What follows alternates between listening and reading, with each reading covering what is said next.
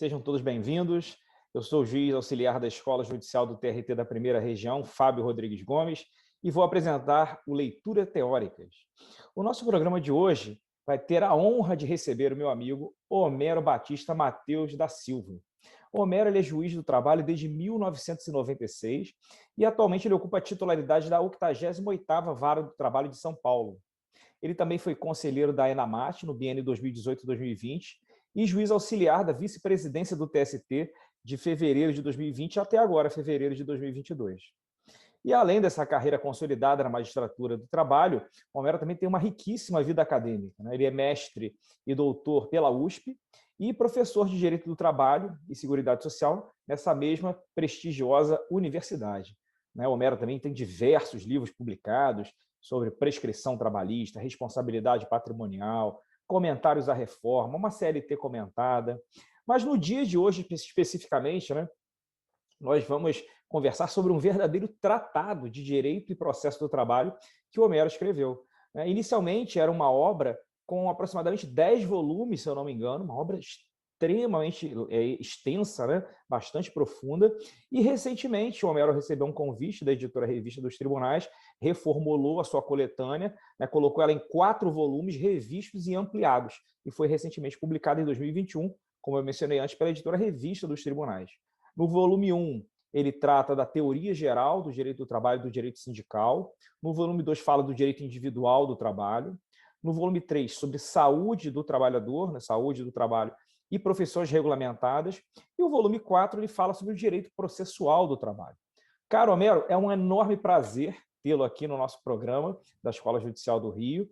E diante de uma obra tão vasta, eu farei algumas perguntas sobre alguns dos volumes, e você tem toda a liberdade, é claro, para seguir as respostas pelos melhores caminhos que você entender. E logo de início, abordando o volume 1, eu faço uma pergunta de abertura para te entregar a palavra. Os princípios do direito do trabalho, eles sempre foram um norte estruturante de todos os seus institutos.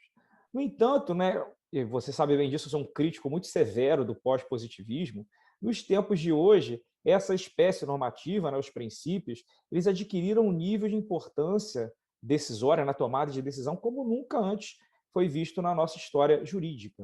Então, eu queria saber qual é a sua opinião sobre o papel dos princípios em geral e no direito do trabalho na atividade cotidiana dos magistrados. Obrigado, Fábio. É um prazer estar entre os amigos do querido TRT da Primeira Região. Esses livros fazem parte de um percurso meu lá dos anos 2000, Fábio, que envolvia rodas de discussão, grupos de discussão não escritos. Acho que existe brecha ainda para nós explorarmos a tradição oral. A gente não tem, às vezes, coragem, tem medo de não anotar, no mundo eletrônico tem medo de não gravar, de não pegar. Seja pela Ejude 1, você sabe a quantidade de vezes que as pessoas perguntam, vai disponibilizar o material? Vai ter PDF, vai ter PowerPoint? Isso reflete muito da nossa insegurança, porque a gente poderia, sim, fazer o raciocínio, tentar assimilar as premissas e ir embora, sem o desespero das anotações. Essa era a minha premissa, lá nos anos 2000. Uma espécie de bandeira que eu carregava, da gente fazer uma roda de diálogo sem a obsessão pelas anotações. Claro, alguns anotam palavras-chave, outros conseguem fazer mapas mentais, que estão na moda, Mas eu falava muito para os alunos, para a gente fazer uma congregação, uma roda, era roda mesmo, as cadeiras eram dispostas em semicírculo em círculo, porque não tinha líder. Eu era o agitador, acho que continua a ser mais agitador do que qualquer outra coisa. E aí os raciocínios funcionavam. Tenho a honra de ter alguns membros desse grupo que são juízes na Primeira Região hoje e pelo Brasil afora, porque era essa técnica de memorizar abstratamente. Em 2007, uma editora propôs que as aulas, esses encontros que nem eram aulas, fossem postos por escrito. Eu achei um pouco estranho. Aí a pessoa sacou um argumento matador, mas também um argumento agressivo. Ela falou, que legado vai deixar se ficar a vida inteira só no verbal, Que legado vai deixar para os seus filhos, por exemplo, que não estão aqui? Aí eu falei, aí respondi o argumento, acho melhor eu pôr por escrito. Me dê liberdade de páginas? Aí ela falou, tem liberdade. Falei, porque eu vou aliar todas as aulas dos 10 anos, de 9,6 a 2006. Então, eu comecei a escrever em 7 e terminei em 9. Foram 2 anos de digitação, mas com base nos 10 anos de maturação. Era assim mesmo, discutia prescrição, por que que tinha caído na prova do Rio Grande do Sul, caiu prescrição de adolescente, o Rio de Janeiro tinha prescrição do falecido em relação à família, e ali surgiram as discussões. Não esqueci que a sua pergunta é sobre princípios, mas eu estou dizendo assim, aquela elaboração gerou esse testamento, esse testemunho daqueles encontros. É muito bom quando algumas pessoas daqueles encontros se reconhecem ali em algumas passagens, às vezes com bom humor, às vezes com ironias, mas ironias da vida. Por isso a estrutura do livro é sem nota de rodapé, sem acórdons, sem referências de leis, e sim uma prosa. A ideia era fazer uma prosa, se possível uma poesia, mas não está ao nosso alcance, né? Uma prosa já seria adequada. E aí, Fábio, eu posso dizer sim, ao longo das páginas, aliando a estrutura, a experiência do magistério e da magistratura, muito de lá são casos de mesa de audiência, casos de balcão. Vou falar um lugar comum, mas acho que você vai se identificar. Ser juiz me torna um professor melhor. Ser professor me torna um juiz melhor. Então, eu sou muito afortunado por essa simbiose, fui muito afortunado por viver no Brasil, que permite essa dupla missão. A França não permite, por exemplo, alguns países não permitem que o magistrado vá à sala de aula ou vice-versa, ou que o professor tenha outra atividade ou vice-versa. E eu reparo, Fábio, que existe muita insegurança nossa por conta da hipertrofia de leis. Isso tudo que eu estou falando é lugar comum, mas precisa ser dito. Essa fúria legislativa, todo dia a gente amanhece, tem que ver a medida provisória, você está obsoleto, em 24 horas você está obsoleto. O colega me mandou a medida provisória, na segunda, na terça já tem alguém comentando, na quarta alguém falando que ela caiu, na quinta foi revogado. Isso não é de agora, nós sabemos disso, são décadas de depuração. Nós merecíamos uma estrutura jurídica melhor, mas ninguém vai ficar chorando sobre o leite derramado. Temos que lidar com as armas e com o cenário posto. Eu tenho aqui uma tese que eu vou enunciar talvez pela primeira vez, é mais uma percepção, uma sensibilidade. O apego demasiado aos princípios, primeiro, acho que ninguém faz isso por esporte ou porque quer. Já faz parte de um cenário de terra arrasada, que a gente não conseguiu ali equacionar alguns dos desafios que a vida cotidiana nos traz. Os meios eletrônicos em relação ao sobreaviso, aí saíram correndo atrás do ferroviário. O ferroviário não tinha nada a ver com a história e foi parar lá em analogia. As questões relacionadas com danos morais, com uniforme, a gente corre atrás de soluções. Nós vamos ter que encontrar um equilíbrio. Nós não podemos viver julgando, raciocinando em torno de princípios, nem tudo é judicializado, graças a Deus, né? Mas eu digo assim, os advogados de consultoria também não podem ficar dando consultoria só com base em princípios, nós não podemos viver só com base em lei, só com base nos parágrafos e artigos que se sobrepõem e fazem esse cipoal de normas, que às vezes a gente não chega a duvidar até o que está em vigor, chega a esse ponto, né? Acho que se eu fosse falar isso com um extraterrestre, ele não ia acreditar. Eu falei, eu não sei o que está em vigor, eu não sei se essa daqui é adequada ou não. Hoje eu estava pensando numa coisa, muito momentoso, assim, a gravação nossa aqui em 2022. Foi feita uma medida provisória para reestruturar o menor aprendiz, ao mesmo tempo foi feito o decreto regulamentador. Só que a gente não sabe se a MP vai virar lei. Já há notícias de jornal que essa MP não está sendo trabalhada. E vai ficar o decreto. O decreto vai ser acusado de usurpar poderes, porque não vai ter lei. Eu vou dar um exemplo concreto. Prazo de 3 anos para o contrato de menor aprendiz. A CLT fala 2. A medida provisória fala 3, o decreto fala 3. E vai, podendo ser 4, em alguns casos, podendo ser sem prazo. Já pensou o que vai acontecer daqui a 4 meses, daqui a alguns meses? O decreto vai ficar acéfalo, se a MP não virar lei, né? Esse é o típico exemplo de uma situação que vai ficar, e afinal, qual é o prazo? O prazo é o da CLT, porque ela tem hierarquia maior. Mas até chegar a essa conclusão, muitos contratos, gente de boa fé vai ter feito os contratos de 3 anos. Adolescentes vão ter empreendido as suas energias e as suas esperanças e os seus sonhos. E a gente vai ficar ali ainda com a fama de maluco que nós temos, né? A magistratura vai falar, não, mas não podia ser 3, porque a lei fala... Mas a gente não deu causa a essa urgência. A gente apenas estava analisando aquela estrutura hierárquica das normas. Então, eu não acho que ninguém deva festejar um país calcado, alicerçado e fomentado em princípios excessivamente. Talvez, eu morro de inveja que eu ouço dizer que a Inglaterra, que a Escócia, que o Uruguai, mas nós não somos o Uruguai ou a Escócia. Nós precisamos ter um acervo conceitual mais sólido, uma estrutura mais sólida.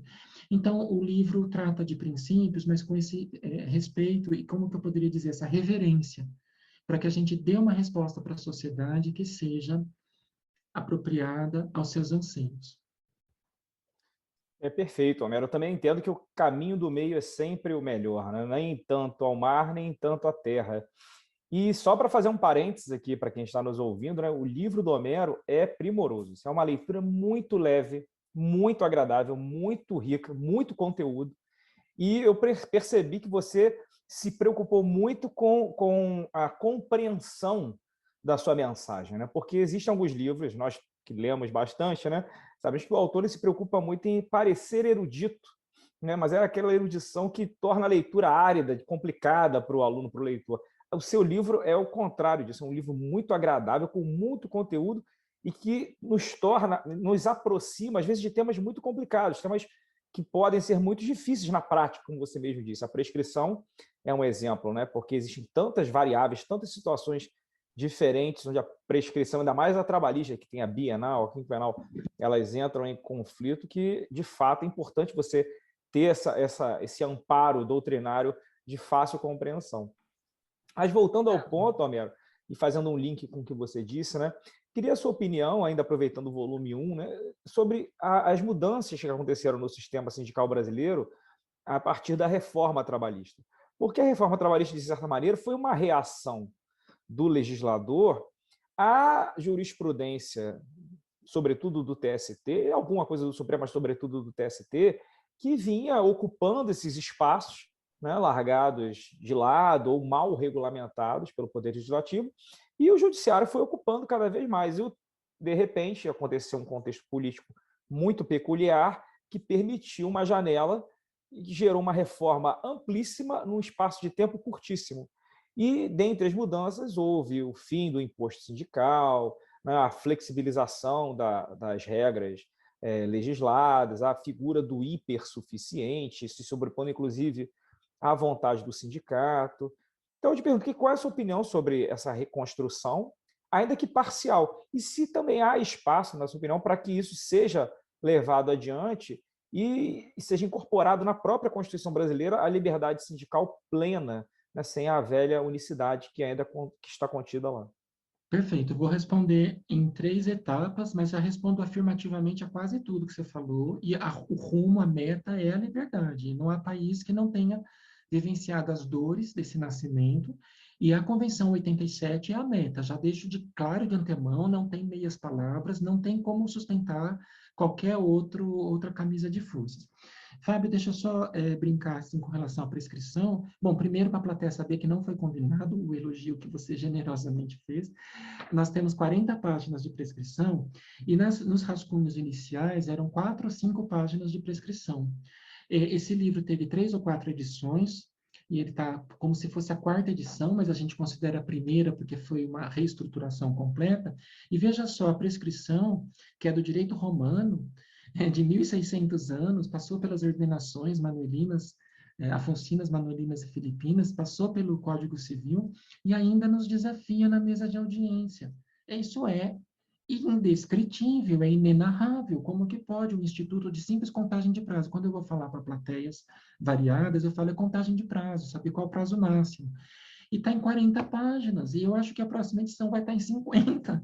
Eu fui conferir um capítulo com 40 páginas, com mais de 50 questões controvertidas, porque eu faço uma espécie de checklist das questões controvertidas e vou para aquelas mais árduas, como o ato único do empregador, as discussões relacionadas com o expurgo inflacionário. E eu estou querendo mostrar a capa do meu bebê aqui, já que você citou, o bebê número 1, né, o Teoria Geral do Direito do Trabalho e do direito sindical. E é bom que se diga que direito sindical foi propositalmente utilizada essa expressão em homenagem ao Maurício Mascaro Nascimento, porque ele defendia uma sutil diferença de direito sindical para direitos coletivos, em geral, para valorizar a questão das coalizões, da afirmação dogmática do direito do trabalho, como dizem os portugueses, acho que está dando para ver, né, volume 1. Os portugueses falam muito da afirmação dogmática, que a gente se desgarrou do direito civil. Então, existe a necessidade da coalizão, não é um coletivo a esmo, um coletivo avulso, como poderia ter a Associação de Moradores de Bairro, ONGs, as grandes organizações que defendem os seus interesses. É um direito coletivo muito específico, com assento constitucional, com tratados internacionais, com uma legitimação extraordinária dos sindicatos, federações e confederações. Então, homenageamos, assim, o saudoso professor Amaury Mascaro, que muito me influenciou na minha formação. Então, há uma necessidade, eu acho, de apuro terminológico, né? E o desafio, você captou aí, o desafio de escrever com o apuro, mas, ao mesmo tempo, avançando questões e não deixando sem resposta, tentando cercar, né? Por mais árduo que seja. E tem uma hora, você deve lembrar de uns trechos que eu falo, eu não sei para onde vai dar isso, é um nó muito grande para desatar, mas a gente vai ter que enfrentar. E não tem aquela piada que circula em memes, tá com medo, vai com medo mesmo, porque não tem muito o que fazer, não tem uma forma, tá com medo, vamos fazer tal alternativa. Não tem alternativa, vamos com medo mesmo. Bom, o sindicalismo brasileiro possui vícios e virtudes conhecidas de todos. Nós temos aquele nascimento bastante traumático que deita raízes e gera até hoje as deturpações. Não vamos gastar energia aqui, a plateia é bastante versada, desde as deturpações causadas em representação classista, em unicidade sindical, em contribuições forçadas, e até mesmo a percepção que a sociedade tem quanto aos sindicatos. Os sindicatos passaram por muitas fases, mas sejamos francos, mesmo pessoa a defender a importância do sindicato, como é o meu caso, temos que admitir que os sindicatos não desfrutam de confiabilidade, ou de boa fama, ou de bom prestígio na sociedade. Você pode fazer pergunta para um tio, para um avô, para um pai, todo mundo vai ter uma opinião um pouco, às vezes, desairosa, às vezes uma opinião cética, pelos serviços prestados ao longo desses 80 anos. Só que a gente vai precisar se entender com o nosso passado. A liberdade sindical é necessária, é indispensável, e aqueles que por acaso sonham com um mundo sem sindicato não podem, não aspirem a esse cenário, porque não existe país, ordenamento ou legislação que tenha conseguido avançar sem o jogo de forças próprios do direito do trabalho, as coalições, a necessidade das negociações coletivas, etc.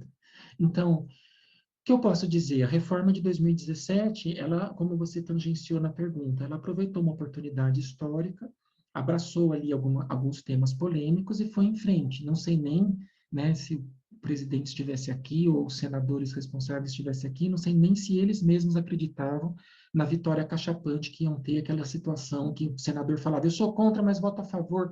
Aquilo é uma situação única na nossa história. E basta dizer que a própria presidência da República, 3 dias depois da entrada em vigor, admite erros na lei e propõe a medida provisória 808, salvo engano, que viria a naufragar.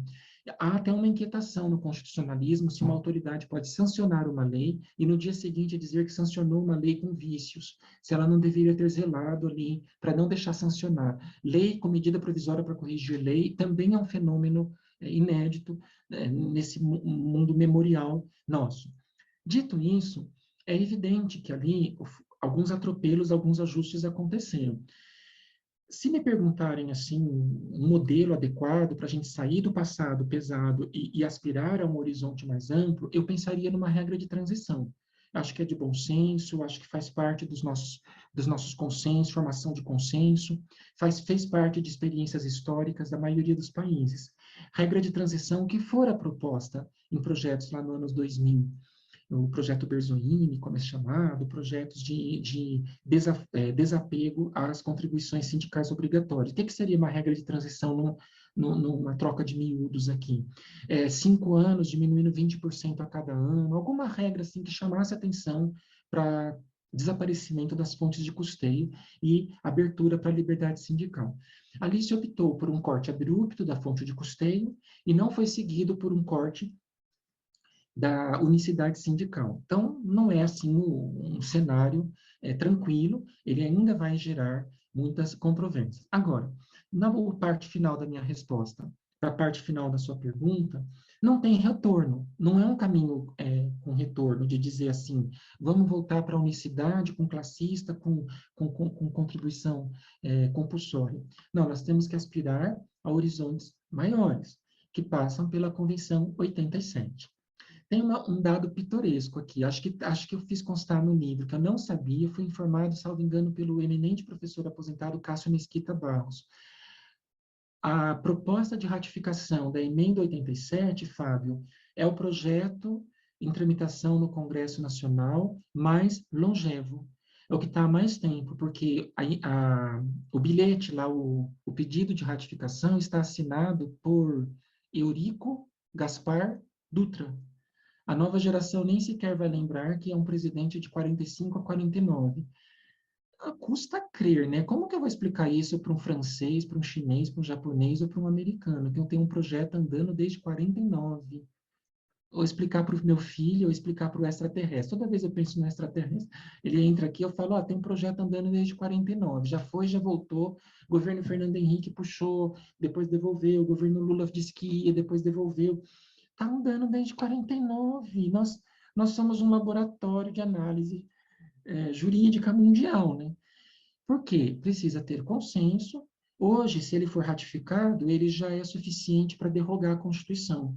Ele pode ser ratificado com quórum qualificado, apropriando-se do artigo 5º, parágrafos 3º e 4º, já seria uma solução, né? Mas, para isso, nós não tivemos, assim, um prévio aviso, né? E nós vivemos em constante estado de desassossego sindical. Essa é a expressão que resume a minha resposta. Verdade, Homero. É um problema quase que crônico, né? Recorrente. As pessoas parecem que não querem resolvê-lo, né? Ele já faz parte da nossa história. E mudando agora um pouco o enfoque para o volume 2 da sua obra, né, que é o direito individual do trabalho, um tema que vem ganhando muito destaque nesses últimos anos é um que parecia um lugar comum do direito do trabalho, que é justamente a da de subordinação.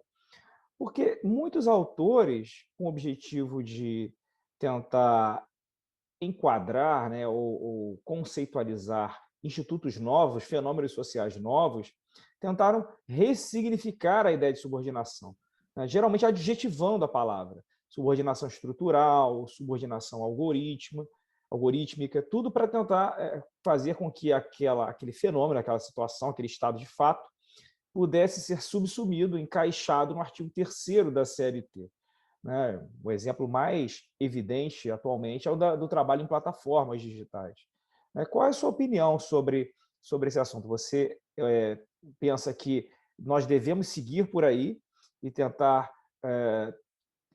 repensar a relação de emprego para torná-la mais ampla e mais alargada, pegando também esses fenômenos, ou deveríamos pensar em uma nova roupagem jurídica ou uma nova regulamentação, fazendo aí um adendo com o volume 3, que fala de profissões regulamentadas, né, desenhada especificamente para essas novas relações de trabalho?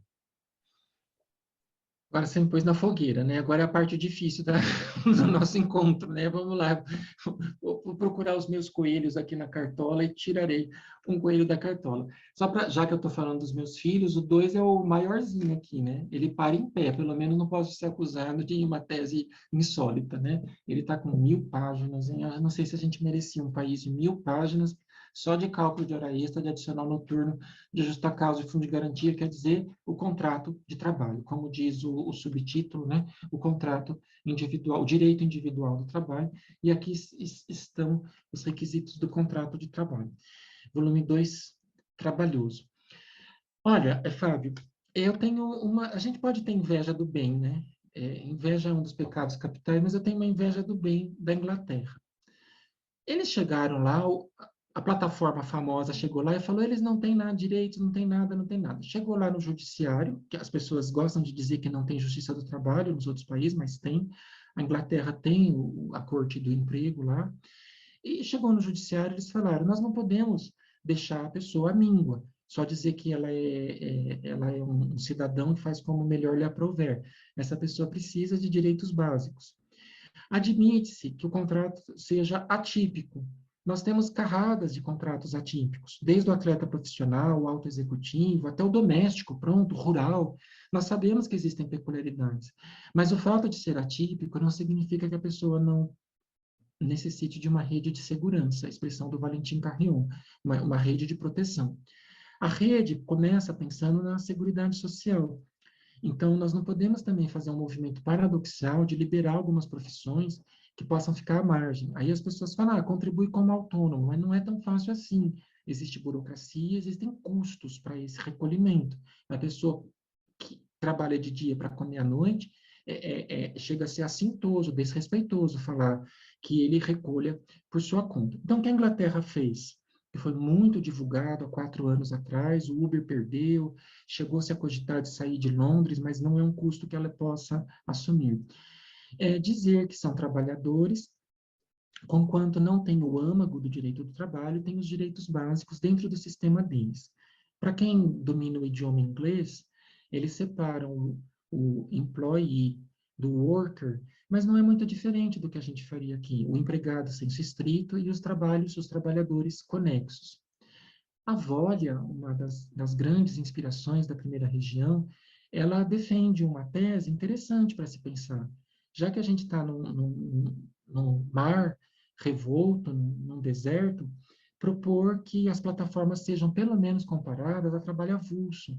Porque durante décadas se pensou qual é o modelo melhor para os portos, porque o porto tem cara de trabalho, forma de trabalho, cheiro de trabalho, mas não é trabalho típico, porque ele não tem empregador, né? Para quem está começando os estudos, sabe-se que tem a habitualidade, a onerosidade, a pessoalidade, mas não tem o patrão, porque os barcos passam. Então, durante décadas foi amadurecido uma proposta, um cenário, de que eles tivessem os direitos, mas rateados através de coalizões, de organizações, de sindicatos, em alguns casos. O Marlon Brando já discutia isso nos anos 50, né?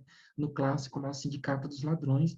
O Oscar do Marlon Brando é de 54, e era para discutir os modelos de coalizão nos sindicatos. Nós estamos diante de fenômenos novos que poderiam aproveitar essas experiências. Não sei se o projeto de lei, o anteprojeto, o estudo da Volia vai obter algum amparo, um abraço por parte do Congresso Nacional, mas é uma forma de tentar se aproximar desse meio termo, desse rede mínima sem o âmago do direito do trabalho. Então, ponto positivo, pelo menos, para colocar uma ideia à mesa, porque muitos de nós gostam da crítica e não tem a atitude proativa de colocar sugestões à mesa. Nós temos a lei do representante comercial autônomo, para dar um exemplo também, lugar comum, e outros cenários conexos. Então, a resposta para essa inquietação dos novos modelos, ela passa por essa tensão do paradoxo. Eu não posso admitir que seja expulso, que faça esse movimento de expulsão de categorias pelo singelo argumento de que a subordinação não é mais a mesma, e admitimos que existem contratos que necessitam da sua atipicidade, mas não vai aí nenhuma crítica, nenhum absurdo. A atipicidade faz parte do Código Civil, tem os contratos gerais, contratos específicos, de tantas regras, não seria nem o primeiro, nem o último contrato atípico. Urge que corramos atrás, vários malefícios vêm sendo perpetrados em nome dessa anomia, né? E que nós tenhamos, de novo, né? Acho que eu e você temos esse consenso e essa preocupação, que nós tenhamos o equilíbrio. Uma última referência, rapidamente, um grão de sal. Nós precisamos aprender com os antepassados e reler os clássicos para poder entender o presente. Engana-se quem acha que a revolução da informática, os problemas da pandemia, são questões novas que estão ainda por serem estudadas ou por serem aprofundadas. Nós já temos elementos históricos, pessoas que vivenciaram os horrores das guerras, que vivenciaram a troca da Lei da Boa Razão pelo Código Civil de 16, são impactos profundos que eles passaram e sobreviveram com a sua galhardia e com a sua sagacidade. Então, eu recomendaria imediatamente para um advogado de consultoria, para um magistrado que está diante de um cenário de plataforma digital ou outros aspectos de dilema, as leituras clássicas de subordinação, que a gente perdeu, aquela divisão que fazia da subordinação jurídica, econômica e técnica. A gente foi abandonando a econômica, porque não pega bem falar, que ele é dependente econômico, o técnica, porque parece que está chamando a pessoa de pouco inteligente, mas não tem nada a ver com isso. São os fundamentos para a gente chegar ao desenho atual. E outros cenários haverá para os nossos filhos e netos. É verdade. E o importante é continuarmos, na medida do possível, é claro, fazendo essa customização, esse ajuste, né, para cada peculiaridade de cada época, né? Pensar um pouco mais, de maneira um pouco mais detalhada, porque é claro que a gente sabe que a lei ela tem essa proposta de ser genérica para resolver no atacado. Numa sociedade de massa como a nossa, né, com milhões de pessoas convivendo diuturnamente, você precisa de respostas que abranjam o maior número de pessoas possível, até pensando em isonomia. Mas em determinados segmentos sociais, esse olhar um pouco mais demorado com as peculiaridades da questão, ele às vezes é inevitável, né? Porque você evita que novos problemas surjam a partir de uma determinada solução que é supostamente anterior, né? E o teletrabalho, Homero, o que você pensa do teletrabalho? Porque com a pandemia, né, ele ganhou um protagonismo também jamais visto no cenário mundial, não apenas no Brasil. E sobre isso, né, a reforma tinha falado no artigo 75, hífen A e seguinte da CLT, mas houve até, como você mencionou agora, uma medida provisória do aprendiz, também houve uma medida provisória, 1108 de 22, dando, entre aspas, uma atualizada nesse dispositivo que veio com a reforma. Então, o que você achou dessa regulamentação? Ela foi bem feita? Ela vem a Ah, calhar para resolver o nosso Fábio, problema? eu vou fazer a mesma, tentar serenar, tal como na plataforma. Tem uma frase que é atribuída a um chinês, não sei se vocês se lembram, perguntaram para o filósofo chinês qual é a sua impressão, a sua constatação sobre a Revolução Francesa. Ele falou, está próxima demais para a gente ter um juízo de valor. 1789, não dá ainda para fazer um balanço. Vocês aí, ocidentais, que querem ter opinião sobre tudo e sobre tudo que aconteceu nos últimos anos, né? Espera mais um pouco para a gente fazer um balanço da Revolução Francesa. É ótima essa frase, inclusive para sair de encrencas, por exemplo. Fala, o que você acha do governo tal? O que você acha da Constituição? Eu estou ainda na Revolução Francesa, estou vendo lá se ela deitou raízes ou se ela deixou algum legado. Então, eu vou me safar, você me pergunta teletrabalho, eu falo, estou na Revolução Francesa, mas deixando o chinês de lado, porque nós temos responsabilidades e pressões para pacificação do capital e do trabalho, eu queria comentar, assim, brevemente, esse espírito irônico meu é porque nós sempre tivemos teletrabalhos, né? A expressão tele, ela passou a ser associada com trabalhos por meios eletrônicos, não era só no sentido de a distância, os gregos, né, o prefixo grego é tele de distância. Hoje se usa teletrabalho, até por força da lei, por meios eletrônicos, por internet, por notebook, por smartphones. Mas reverencio as costureiras, as bordadeiras, os ourives, os alfaiates, nossos avós, nossos tios, nossos antepassados que criaram famílias e educaram pessoas e construíram uma sociedade trabalhando em domicílio, trabalhando à distância. E eles sempre tiveram esse cenário e nunca foi levantado, nunca saiu no Jornal Nacional, como eu costumo brincar, assim, nunca causou uma comoção nacional o fato de ser uma bordadeira em domicílio, pela CLT mesmo, não estou nem dizendo bordadeira autônoma, né? A costureira que terminava os serviços na sua casa, os serviços oriundos da fábrica lá do vestuário. É óbvio que a informática chamou atenção para mais alguns elementos, mas nós temos que saber que é um fenômeno recorrente, que pode ter sofrido um incremento, um descenso, um incremento, um descenso. Segundo ponto, para nossa serenidade. Acho que é sinal de sabedoria começar pela serenidade, antes de se arvorar para dar opiniões, né? Nem todos têm acesso ao teletrabalho, não é? A gente sabe disso, mas o que a gente não sabe é que são muito poucos que têm acesso. Acesso que eu quero dizer não é nem sequer saber se a empresa aderiu ou não, é se a atividade era teletrabalhável, como uma expressão que me falaram recentemente e eu já incorporei. Os seus, alguns trabalhos, algumas atividades não são teletrabalháveis. A zona rural não é teletrabalhável. Os serviços braçais não são teletrabalháveis. Merecem mais respeito, um respeito absurdo nosso. Eles bem que gostariam de ter teletrabalho. Serviços de vigilância e de limpeza não são teletrabalháveis. Hospitalidade, restaurante, gastronomia não são teletrabalháveis no sentido da oferta, da entrega. Eu acabei de conseguir o dado que eu estava procurando e não sabia como perguntar. Parece, eu vou me certificar, mas o Ministério do Trabalho e Previdência identificou que nós temos de 10 a 15% das atividades teletrabalháveis, me disse o secretário Luiz Felipe, o secretário do Trabalho do Ministério do Trabalho e Emprego. Era esse dado que estava faltando para fechar o raciocínio. Se são 10 a 15%, opa, pera lá. Não vamos também agora dizer que nós inventamos a roda e toda a energia vai ser canalizada para esses 10 a 15%. Os outros 80% gostariam de ter oportunidades de uma folga adicional, um dia em casa, levar serviço para casa e não vão nem sequer poder aspirar.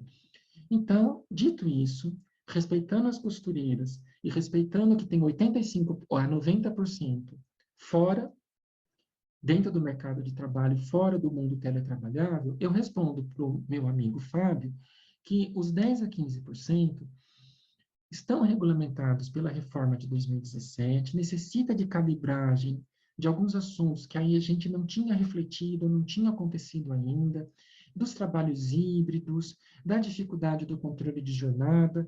A medida provisória chama atenção, lança luzes sobre isso, ela não é perfeita, ela vai dar especialmente dor de cabeça quanto a essa proposta de bifurcar a remuneração. Pessoal que ganha salário fixo tem hora extra, pessoal que ganha comissão não tem hora extra. Nós nunca trabalhamos com isso no mundo doutrinário, de associar modalidade de remuneração com modalidade de contrato, de controle. Já externei essa opinião para pessoas, para círculos de pesquisa.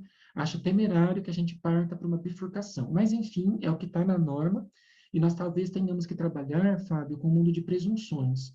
Presume-se que tem hora extra a galera do salário fixo, e presume-se que não tem hora extra a galera do variável.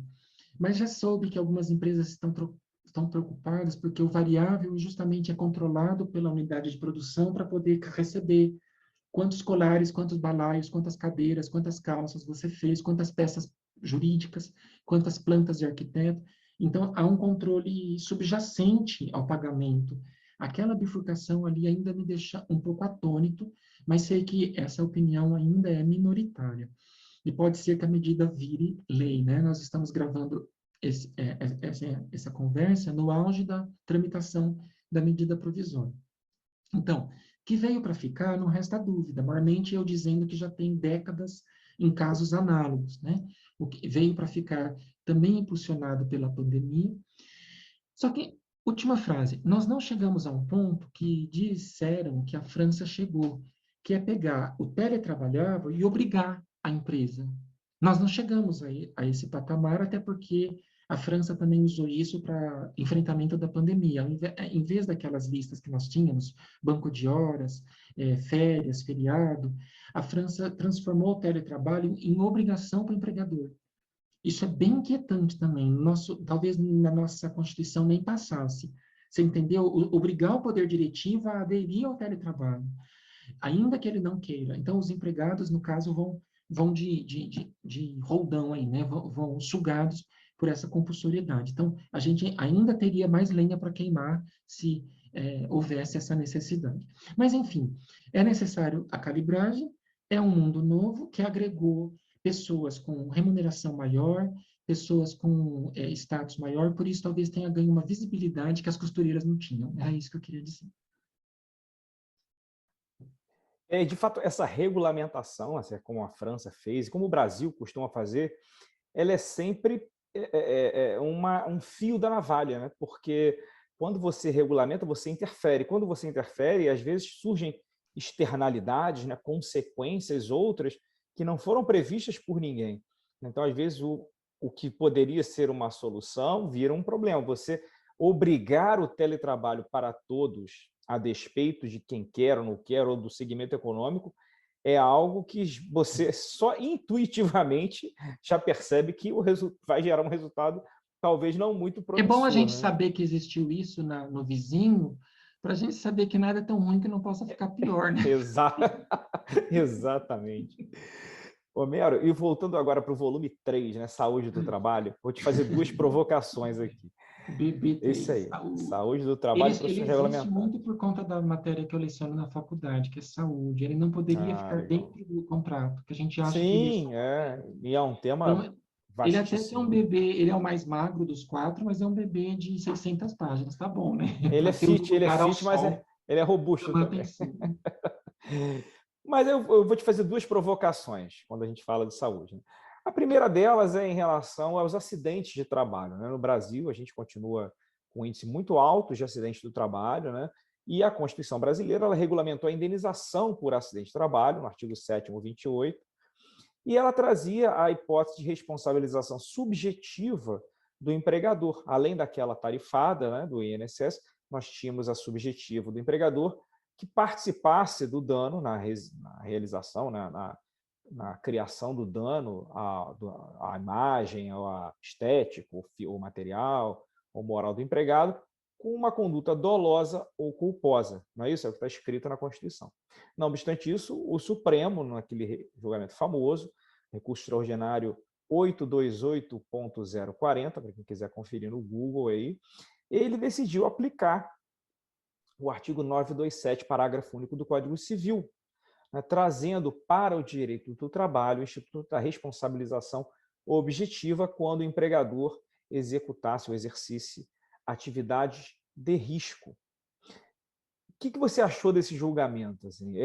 Porque existem tantas variáveis orbitando essa decisão, né, que até hoje a gente não tem segurança, apesar de ser um julgamento que vinculou toda a justiça do trabalho.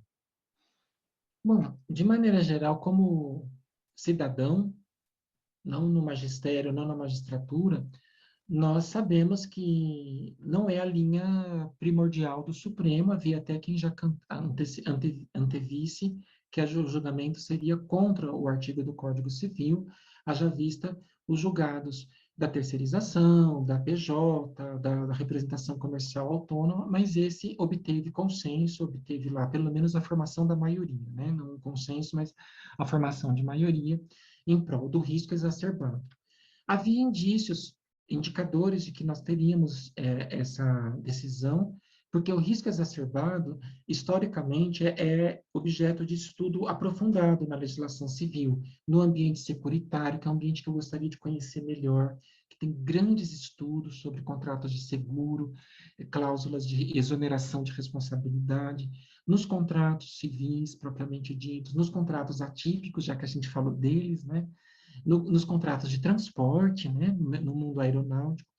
E também eu quero acrescentar, Fábio, que havia a responsabilidade objetiva do ente público. Então, já havia trabalhadores seletistas blindados ou guarnecidos pela responsabilidade objetiva, se conseguisse, portanto, o artigo, eu estou me referindo, acho que a plateia sabe, o artigo 37, parágrafo 6º da Constituição, quando refere à responsabilidade objetiva do ente público, a responsabilidade objetiva dos contratos de transporte e do direito romano. Então, ao mesmo tempo que o artigo 7º, 28, foi desconstruído, ou foi reconstruído, ou foi complementado, por outro lado, era difícil que se imaginasse que só o direito do trabalho não tivesse algum cenário de objetificação da responsabilidade, haja vista esse histórico milenar de casos de responsabilidade objetiva. Prevaleceu o 927 e ele pode ser utilizado em alguns casos, dispensando o trabalhador de comprovar negligência no respeito às MRs, imprudência na condução de uma máquina sem capacitação, ou imperícia, né? Imperícia numa máquina sem capacitação, como a imperícia de não saber dirigir o volante ou o carro, ou simplesmente a imprudência de exigir trabalhos superiores à força, ou em jornadas estafantes. Dispensa a comprovação, é suficiente que faça a ligação e se passa para a etapa da fixação do quantum. Duas observações importantes, Fábio.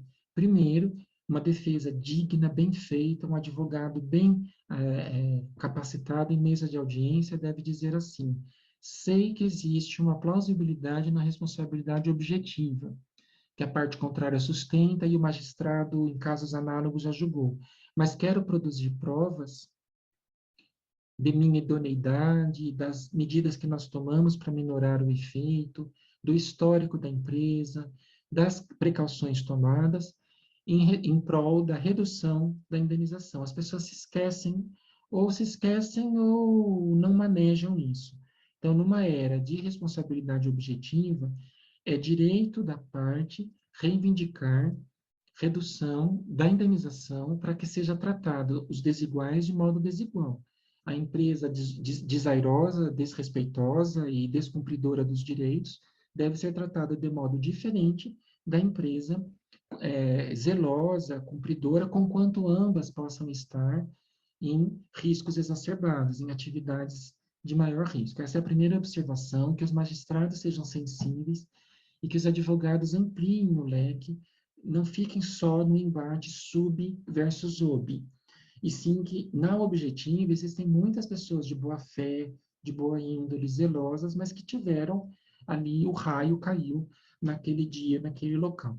Não é para demonizar os acidentes em responsabilidade objetiva, como eu vejo as pessoas dizendo simplesmente assim, mas também era fábrica de enxofre. Sim, mas a fábrica de enxofre também tem a sua dignidade, justa perseguição do lucro, trabalhadores ali perseguindo os seus sonhos, os seus horizontes. Não é para sair falando fábrica de enxofre versus papelaria. Então, só a papelaria é boa e todo mundo que fabrica borracha é mau, né? Então, mas isso vai por si só, eu acho que a plateia tem esse discernimento o bastante. Mas há um segundo grão de sal, Fábio, para o qual pouca atenção se presta, e eu posso dizer com orgulho, não fico gabando, não vou sair falando isso, mas o livro tem uma proposta nova, uma ideia. Diante de tantos anos estudando as NRs, quando esse acórdão saiu, já tinha os acórdãos do TST, né, evidente, eu fiz uma reflexão para a gente evitar a próxima etapa da discussão, que é saber o que é a empresa de risco e o que é o risco exacerbado, para não começar tudo de novo. As NRs trabalham com 4 graus de risco, de 1 a 4, em que 1 é o mais leve e 4 o mais pesado. Essa proposta nasce originalmente na NR4, que é a NR do SESMIT. A gradação, a mensuração do SESMIT, que é o Serviço Especializado em Medicina e Engenharia do Trabalho, na linguagem antiga, né, é feita de acordo com 4 graus de risco. Se você não quiser abrir para saber, eu vou fazer um chute aqui, que satisfará 80% ou 90% das hipóteses: serviços, comércio, indústria e indústria pesada. Com essa frase, eu já acertei 80% do enquadramento. Depois você vai lá e calibra. O advogado tem que ir lá ver onde que o cliente dele está. Grau 1, grau 2, grau 3 e grau 4. Esses graus produziram bons efeitos e foram exportados. A zona rural, no NR31, recentemente a CIPA foi reescrita para ficarem só com 4 graus e não com 30 graus, como havia 30 classes. O PGR, essa nova proposta que chama Programa de Gerenciamento de Riscos, na NR1, abraçou os 4 graus de risco, então eles foram se espalhando. O INSS não é idêntico, eles têm 3 graus, mas ele também bebe da mesma fonte. Por que eu estou fazendo esse histórico de 44 anos, né, que é 1978, e dizendo que esses graus foram arraigando? Porque se eu tenho uma norma que divide as empresas em 4 graus de risco, uma norma trabalhista, diga-se de passagem, eu não mandei buscar essa norma lá no tributário ou no civil. Então, pelo menos, a gente poderia propor que o acórdão do Supremo vale para o grau 4. Assim, eu pelo menos tenho um rol objetivo da responsabilidade objetiva, e não ficar essa história que a gente vê, né? Uma vara falou que o caminhão é, a outra falou que o caminhão não é, o outro comércio de laranja, o outro fábrica de gravata, o outro... Aí vai começar do zero. É claro que cada um vai querer puxar a sardinha. Você pode fabricar plutônio e falar que é atividade suave, e o trabalhador falar que a papelaria é gravíssima. Se os juízes embarcarem nessa, a gente vai continuar andando em círculo, vai morrer. Então, você tocou num assunto delicado. O 28 ganhou novos ares, mas agora eu tenho que ter um basta nisso. E a minha modesta sugestão é mandar buscar lá das NRs, com toda a dignidade delas, a depuração dos graus de risco. Eu acho que tem uma brecha aí para explorar, Fábio. Ah, seria uma solução excelente, porque diminuiria enormemente, né, a arbitrariedade ou o achismo ou decisões que simplesmente se valem de retórica, né? E é regra, é regra. Se eu abrir Sim, uma empresa de plutônio e ela está no grau 4, está no grau 4, para o e bem e para o existe, mal. Eu é vou claro, lucrar com plutônio, vou trabalhar com plutônio e vou zelar pelo plutônio. Eu estou falando e plutônio, né? essa gradação, mas O essa absurdo é gradação, didático, né? Não deve ter fábrica de plutônio no Rio, nem em São Paulo, mas tá não, mas valendo. essa Dá para gradação, entender. ela não foi feita ao acaso, ela é estudada cientificamente, né? Ela tem uma justificativa bastante razoável sobre o porquê de se considerar mais ou menos gravosa certa atividade, né? E uma outra provocação que eu queria te fazer em relação à pandemia, de novo, né? Porque tem uma discussão, eu não sei se você já tem opinião formada, já tem o seu juízo de valor estabelecido, sobre a recusa do empregado em se vacinar, né? A gente A já viu Revolução Francesa, opiniões... Fábio. Revolução Revolução Francesa, Francesa, muito porque sério. muitos Vamos embora, procuradores Fábio. do trabalho, amigos meus, eles já disseram, são favoráveis à justa causa. Eu já vi decisões contrárias à justa causa. Então, a gente está num cenário em que você tem opiniões para todos os lados, né, sobre essa possibilidade ou não de ser aplicada uma justa causa para quem não quer se vacinar. É muito um sinal dos tempos, na verdade, né? Porque esse Essa sim é é um tema recente, essa eu que era posso para dizer que é ser, recente. mas é um tema que era para ser extremamente objetivo, né? Vacinação ou não.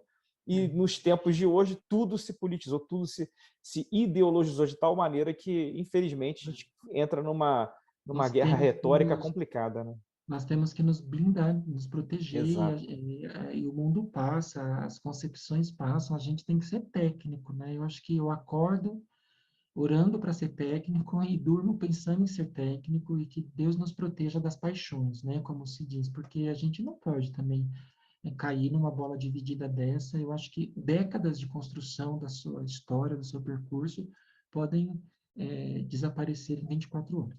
Fábio, eu já pensei muito a respeito, já me manifestei contra a justa causa, já pensei do ponto de vista das liberdades, mas tem um item em que eu parei. Não tem aquelas questões, você vai navegando, um colega fala isso, você tem vozes que você respeita, livros que você lê, e tem um item que parou. Se eu sou professor de saúde e segurança do trabalho, aprecio o sistema das MRs, elogio a forma como o Brasil encontrou esse consenso em 78, elogio a Fundacentro, para quem não sabe, foi um consórcio da União, Capital e Trabalho. As MRs têm repercussão internacional, são feitas de acordo com os padrões mundiais. E lá tem uma MR que é de EPI, Equipamento de Proteção Individual. A gente passa a vida inteira dizendo que a recusa injustificada do EPI é justa causa. EPI, a gente vai deixar para outro dia. EPI é a barreira final, não é a barreira inicial. Tinha que fazer o controle na fonte, tentar diminuir o barulho, não jogar o protetor de ouvido. Então, tem um histórico do EPI. Mas o EPI, como barreira final, se não tem as outras medidas e o EPI é necessário e é fornecido, a recusa do uso do EPI é uma infração, passível de ser punida na gradação que nós aprendemos historicamente. A penalidade branda, a penalidade média e a penalidade máxima. Lá na NR6, vacina aparece como EPI. A vacina faz parte de um programa de controle, ou da própria pessoa, em geral, pensando na pessoa da saúde, ou dos seus colegas. Por isso que alguns chegam até a usar a expressão EPC, que não é tão conhecida, equipamento de proteção coletivo. O EPC pode incluir um exaustor, um ventilador ou a imunização coletiva. Aparece na NR32, que é a NR da saúde. Aparece no PCMSO da NR7, o Programa de Controle Médico de Saúde Ocupacional, que pode haver a campanha de imunização. Então, eu sou obrigado a considerar que é um EPI e, como tal, o desrespeito injustificado, desbragado ali, desarrazoado, gerará a possibilidade da gradação. A gente sempre fala isso e a pergunta é lá no fim, a justa causa. Mas existem medidas, eu estou repetindo praticamente a cartilha do NPT, que ficou famosa, que eles parece que colocaram 10 ou 15 itens até chegar ao último, né? Mas há uma razão de ser por se tratar de proteção. Então, é uma época nebulosa, tudo ainda está por ser estudado, mas eu gosto de falar assim, quando o problema é de dilema, Fábio, assim, se partir da premissa, a palavra, né? Se partir da premissa de que a vacina é um equipamento de proteção individual, a consequência é que seu desrespeito, seu descumprimento poderá ensejar punições. É essa premissa com a qual eu tenho trabalhado ainda muito em Revolução Francesa. É, verdade. É um tema realmente, como eu falei, de fato uma provocação, porque é um tema que eu vou e volto, eu tenho minhas idas e vindas. Ora, eu sou favorável à dispensa sem justa causa, não por justa causa, mas eu também já, uma vez, numa palestra, num seminário que eu participei, eu estudei um pouquinho, eu vi que a ANR traz a vacina, e eu vi esse argumento também de que seria um EPI, e isso, de fato, me balançou, E já foi porque... praticado isso ao longo dos É, últimos 50 anos, foi praticado com outras endemias. Já foi praticado quando houve crises regionais, já foi praticado quando a empresa precisa daquilo para poder lidar com uma matéria-prima. Se ela tem uma matéria-prima que pode atrair uma doença infecto-contagiosa, e passava em brancas nuvens. Isso veio à tona por conta do momento de ideologia que temos, né? verdade. E chegando finalmente ao volume 4, eu vou te fazer Ah, duas perguntas em uma, Homero. A primeira, assim, em longa escala, né, uma visão de perspectiva sobre o processo do trabalho, né? Porque nos últimos anos ele sofreu diversas mudanças, desde o artigo 15 do CPC, né, de 2015, que trouxe um conceito novo de suplementação normativa, passando pela reforma trabalhista, pelas dezenas de ADIs que tramitam ou tramitaram no Supremo envolvendo o processo do trabalho, e chegando até o regime emergencial, né, editado em 2020 pela Corregedoria Geral da Justiça do Trabalho, no ato número 11. Então, o que você tem achado assim, dessas mudanças, quase uma colcha de retalhos em que tem se tornado o processo do trabalho? E ainda nessa linha de raciocínio, né, eu queria aí uma visão genérica, né, uma visão mais pontual sobre aquele instituto dificílimo, né, que é complicado, o da transcendência, que é aquele requisito de admissibilidade lá para o TST. Né? Você acha que é possível a gente tentar objetivar a transcendência ou devemos aceitá-la simplesmente como uma carta branca, carta em branco dada pelo legislador aos ministros, para que eles próprios, no seu juízo de conveniência e oportunidade, admitam ou não recurso? O que, diga-se de passagem, é feito lá na Suprema Corte norte-americana. Né? Lá eles têm essa enorme discricionariedade para admitir ou não os recursos que eles vão analisar. bom, Então, como está mostrando o bebê, né, terminar os quadrigêmeos aqui, né, o processo do trabalho, tudo ele aqui. Eu optei por fazer num só o processo de conhecimento, o processo de execução, o sistema recursal e também a parte da competência. Ele começa comentando o artigo 114, são mais de 100 páginas do 114, antes de adentrar ao regime da CLT, por isso as suas 1.104 páginas. Eu falo assim, parece assim, o fim do mundo, mas quando a gente vai pôr no papel mesmo, ainda mais aqui que eu ousei colocar capítulo de recurso extraordinário pela experiência que tive na vice-presidência, coloquei capítulo de agravo interno, de agravo regimental. É impossível fazer isso em poucas palavras. Até é possível, mas fazendo um resumo, né? Resumão. e não para passar. Resumão, no caso, é a CLT comentada, já que eu estou com os 5 bebês aqui. A CLT está em 800 páginas, que resume as 4.000. Tá bom, né? São duas opções. Menos do que isso, só se eu fosse fazer mesmo um passe de mágica. Fábio, o processo do trabalho sobreviverá. Ele tem uma razão de ser. Ele procura fazer a entrega da justiça, fazer o equilíbrio do capital e do trabalho numa relação profundamente assimétrica. Essa é a razão de ser. Se nós estivéssemos numa relação horizontal, tranquila, uma discussão de briga de vizinhos, uma discussão de uma relação comercial, uma relação civil, para isso nós teríamos o processo civil. O processo civil, ele sabe que existem peculiaridades e situações atípicas. Ele sabe que a relação de consumo precisa de normas próprias, a relação ambiental precisa de normas próprias, a relação do inquilinato, eu gosto desse exemplo também. As armas do senhorio não são as armas do inquilino. Só que esses 3 exemplos, consumo, ambiente e inquilinato, não atingiram ainda, pelo menos na nossa sociedade, o status de ramo autônomo. Eles têm leis próprias. Pequenas causas têm leis próprias, né? E alguns outros cenários. Eu converso com colegas na São Francisco se o processo eleitoral teria... O Flávio Archa, que é uma pessoa que eu respeito muito, ele foi juiz eleitoral aqui da classe advocatícia no nosso TRE. E eu dialogo muito com ele, bebendo da fonte da sabedoria dele, que ele pensa o eleitoral parecido com o trabalhista do ponto de vista da sua emancipação. Mas ele admite que o trabalhista tem mais estofo ainda. Essa relação assimétrica exige que nós tenhamos ferramentas próprias para a entrega da prestação própria. Então, houve bombardeio, você citou, medidas judiciais, medidas legislativas, mudança até no DNA, que foram lá por exemplo, a gente falava na faculdade, princípio do impulso de ofício, a gente já tem que falar vírgula para alguns casos específicos, porque o impulso de ofício já passou por mudanças. Mas continua sendo correta a expressão da assimetria como razão de ser do processo do trabalho. Isso é um fato. Não temos muito, não houve solução assim. O legislador não conseguiu falar, revoga então os 150 artigos e vamos lá para o CPC. Mas nós não conseguimos avançar. Na emenda 45 houve essa discussão.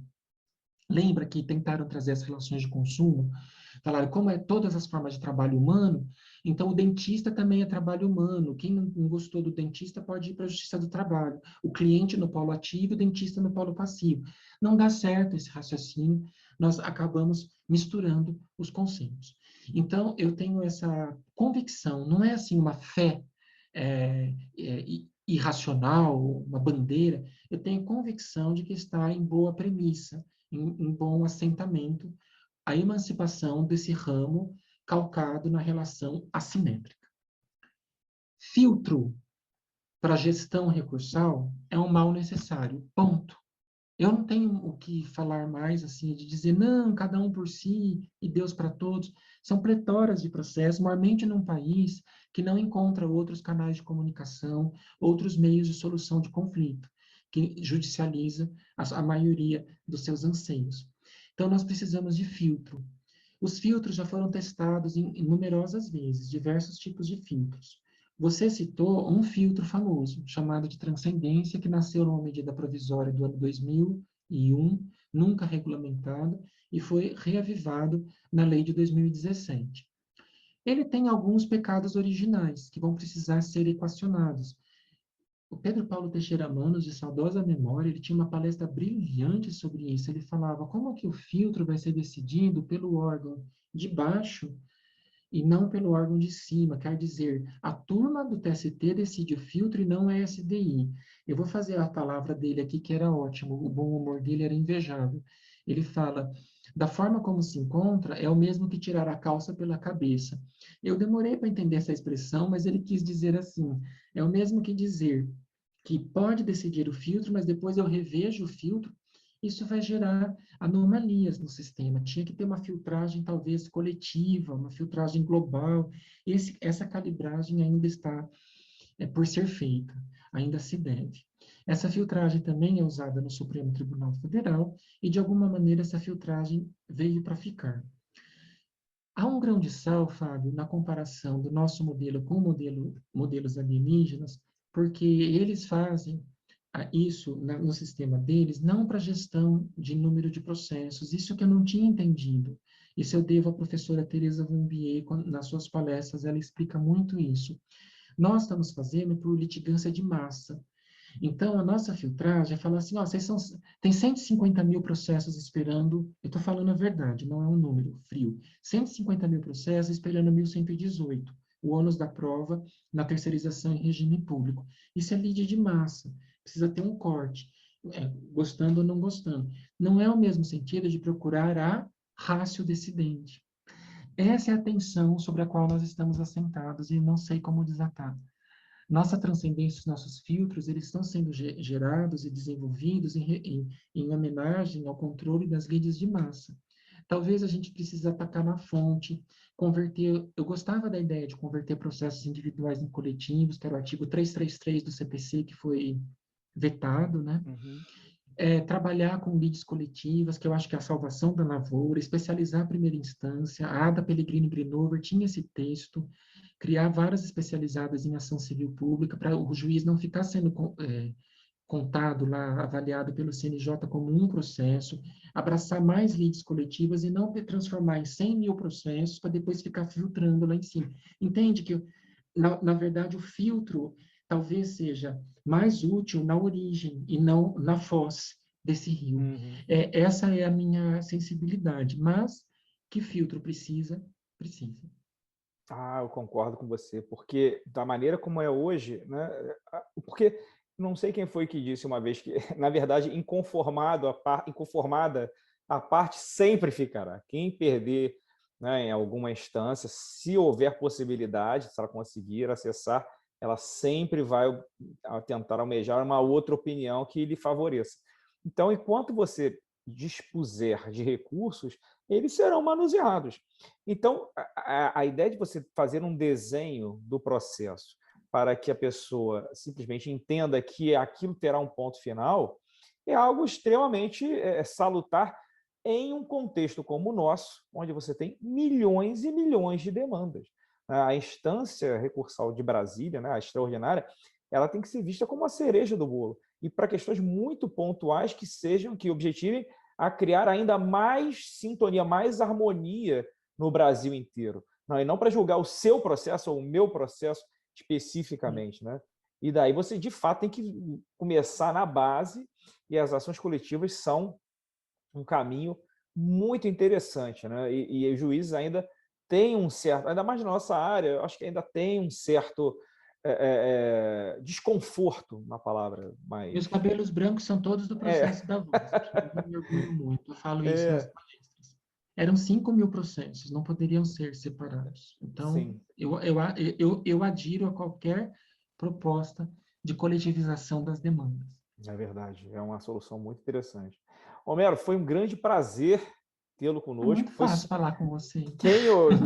Quem assistiu a nossa conversa já sentiu o gostinho, porque, como ele mesmo disse, são mais de 4.000 páginas de muito conteúdo, muita conversa, muita reflexão, né, Homero? Muita reflexão sobre esses problemas que nos afligem no nosso dia a dia, que são problemas, alguns dos quais de dificílima solução, né, que A estão aí. editora bolou até uma caixa para os quadros, um Ó, bercinho. fica Eu gosto do bonito, bercinho, fica fica bonito. bonito. E para Obrigado, encerrar, Fábio, eu te foi uma devolvo a honra. palavra, para a gente fechar. E eu queria também que você me dissesse o que você vislumbra para o futuro próximo, né? Se temos essa ideia da tecnologia na junção, se isso é um bom caminho também, né? Esses desafios novos que estão pela frente. Mais uma vez, obrigado pela sua participação. Uma honra, Fábio, uma honra, uma alegria. A gente se conhece não é de hoje e acho a nossa afinidade também é um prazer, assim, para nós desenvolvermos a conversa. Gosto muito do TRT da primeira região também, já falei isso no início. Fábio, nós temos que ser otimistas pela natureza. Sei que não é um otimismo irrefletido, um otimismo infantil, mas nós temos que trabalhar com as nossas armas, os nossos instrumentos, a nossa inteligência, e tentar deixar o legado como um futuro melhor. Já que a editora tinha me falado que legado vai deixar, eu espero poder colaborar com isso. O momento é desafiador, por óbvio, mas eu imagino que para os outros também tenha sido, né? Imagine pegar o CPC de 39, que juntou os CPCs estaduais. A gente fica chorando aqui, mas coitada da pessoa que se formou em 39 lá, a pessoa que se formou em 73, a pessoa que se formou em 1916. Então, a gente tem que ter esse, como que eu poderia dizer, um otimismo objetivo. E assim, isso que me move, essa chama, eu espero que não se apague. Obrigado, Fábio. Obrigado, Mero. E para você que está nos assistindo, muito obrigado pela sua audiência e até o nosso próximo Leituras Teóricas. Um grande abraço.